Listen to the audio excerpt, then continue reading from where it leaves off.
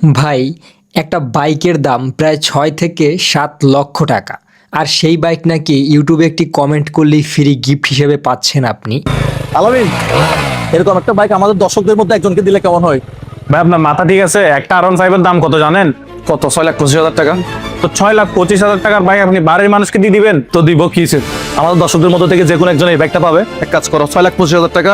একটি সাবস্ক্রাইব করবেন, আর একটি ভিডিও শেয়ার করবেন, আর কমেন্ট করবেন ডান। তারপরে নাকি আপনি পেয়ে যাবেন একটি কাঙ্ক্ষিত R15M বাইক। তো আপনি কি অপেক্ষায় রয়েছেন এখনও? আর বাইকটা আপনি কবে পাবেন? তো এরকমের ভিডিও আমরা এখন বর্তমানে সোশ্যাল মিডিয়াতে দেখতে পাচ্ছি, একটি ভাইরাল ট্রেন্ডিংয়ে চলছে। তো মোজাহের ভাই নামে এক ইউটিউবার যে একটা বাইক গিফট করবে বলে আমাদের সবার সাথে সবার ইমোশন নিয়ে একটি খেলা খেলছে। কেউ বলল ফ্রি আপনি একটি মোবাইল পাবেন, তো আমরা হুজুগে বাঙালি সেখানে দৌড় দেওয়া শুরু করলাম। কেউ বলল ফ্রি একটি বাইক পাবেন, আমরা সেখানেও দৌড় দেওয়া শুরু করলাম। কেউ বলল ফ্রিতে টাকা পাবেন, আমরা সেখানেও দৌড় দিতে শুরু করলাম। আসলে বাস্তব অর্থে কি আসলে এটা সম্ভব? পৃথিবীতে সত্যিকারের গিভওয়ে কিন্তু অনেক আছে, আর অনেক ইউটিউবার সত্যিই কিন্তু গিফট দেন, কিন্তু সমস্যাটা শুরু হয় তখন যখন গিফটের ঘোষণা ভিডিওতে থাকে, কিন্তু বিজয়ীকে কেউ কখনোই কিন্তু দেখে না। একই বাইক, একই প্রতিশ্রুতি, আর হাজার হাজার কমেন্ট ডান ভাই, ডান ভাই, ডান ভাই। তো একটা সহজ হিসাব করি, একটা ইয়ামাহা R15M বাইকের দাম ধরেন প্রায় ৬ থেকে ৬.৫ লক্ষ টাকা। এখন প্রশ্ন, কেউ কি সত্যি এত টাকা খরচ করবে আপনাকে ফ্রিতে একটি বাইক দিবে শুধু ইউটিউবের কমেন্ট দেখে? আপনার কাছে কি এটা আসলে বাস্তবতা অর্থে বিশ্বাস হচ্ছে?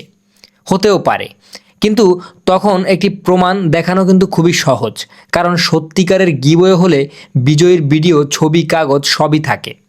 সমস্যা শুধু একজন ইউটিউবার না, সমস্যা হলো আমরা যে হুজুগে বাঙালি বলে মানুষ, আমাদের সেখানেই হচ্ছে সমস্যা। আমরা আসলে কোনো কিছু যাচাই বাছাই না করে কেউ যদি বলে ওখানে একটি জিনিস পাওয়া গেছে, আমরা কিন্তু সেখানে দৌড়ে চলে যাই। কোনো প্রশ্ন করি না, কোনো যাচাই বাছাই করার বাদ দিয়ে আমরা কিন্তু সেখানে চলে যাই, শুধু কমেন্ট করা শুরু করে দিই, ভাই আমাকে গিফটটা করেন, ভাই আমাকে গিফটটা করেন। তো মনে রাখবেন, আসলেই কি এটা বাস্তব অর্থেও কিন্তু সম্ভব না। তো এখানে কিন্তু একটি টেকনিক্যালি মোজাহের ভাই আমাদের সাথে একটু গেম খেলছেন, সেটা হচ্ছে সে তার উদ্দেশ্য হাসিল করার জন্য সে ইউটিউবের সাবস্ক্রাইবার নিয়ে নিচ্ছে এবং ফেসবুকে ফলোয়ার্স নিয়ে নিচ্ছে।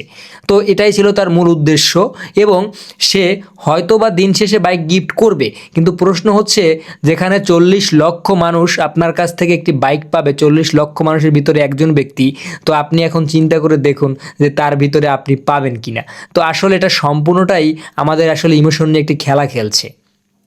আপনার কি মনে হয়, এই ধরনের গিভওয়ে কি এভাবে কখনো হয় আসলে?